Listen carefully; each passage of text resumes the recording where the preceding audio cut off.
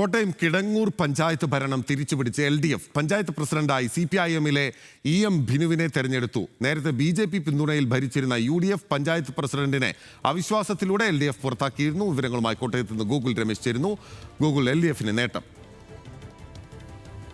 നിലവിൽ കോട്ടയം കിടങ്ങൂർ പഞ്ചായത്തിന്റെ ഭരണം LDF തിരിച്ചു പിടിച്ചിരിക്കുകയാണ്. കഴിഞ്ഞ തെരഞ്ഞെടുപ്പിൽ ഇത്തരത്തിൽ LDF പ്രതിപക്ഷത്തായിരുന്നു. അതായത് BJP-യും UDF-ഉം സംയുക്തമായി ചേർന്നുകൊണ്ടുള്ള ഒരു ഭരണസമിതിയായിരുന്നു. ഇത്തരത്തിലൊരു അവിശുദ്ധ കൂട്ടുകെട്ടെന്നൊക്കെ തന്നെ വിശേഷിപ്പിക്കാവുന്ന രീതിയിൽ രണ്ട് ചേരികളിൽ നിൽക്കുന്ന രാഷ്ട്രീയ പാർട്ടികൾ ഒന്നിച്ചു ചേർന്നുകൊണ്ടായിരുന്നു പഞ്ചായത്തിന്റെ ഭരണം കൈയാളി വന്നിരുന്നത്. തുടർന്ന് 2 ആഴ്ച മുമ്പ് ഇത്തരത്തിൽ LDF ഒരു അവിശ്വാസം കൊണ്ടുവന്ന് ആ അവിശ്വാസത്തിൽ പഞ്ചായത്ത് പ്രസിഡന്റിനെയും വൈസ് പ്രസിഡന്റിനെയും പുറത്താക്കുന്ന ഒരു സാഹചര്യം ഉണ്ടായിരുന്നു. അതിനുശേഷം ഇന്ന് നടന്ന പ്രസിഡന്റ് തെരഞ്ഞെടുപ്പിലാണ് ഇത്തരത്തിൽ LDF വീണ്ടും അധികാരം പിടിച്ചെടുക്കുകയുണ്ടായത്. നിലവിൽ 8 അംഗങ്ങളാണ് LDF-ന് അനുകൂലമായിട്ട് ഇന്നത്തെ തെരഞ്ഞെടുപ്പിൽ വോട്ട് ചെയ്തത്. ആകെ 15 അംഗങ്ങളാണ് കിടങ്ങൂർ പഞ്ചായത്തിലുള്ളത്. അതിൽ 4 പേർ BJP അംഗങ്ങളും അതോടൊപ്പം തന്നെ 3 പേർ UDF അംഗങ്ങളും ഇന്നത്തെ തെരഞ്ഞെടുപ്പിൽ നിന്ന് വിട്ടു നിൽക്കുകയുണ്ടായിട്ടുണ്ട്. ആകെ 5 അംഗങ്ങളായിരുന്നു BJP-ക്ക് ഉണ്ടായിരുന്നത്. 5-ഉം 3 UDF-ഉം ചേർത്ത് 8 പേരായിരുന്നു നേരത്തെ ഭരിച്ചിരുന്നത്.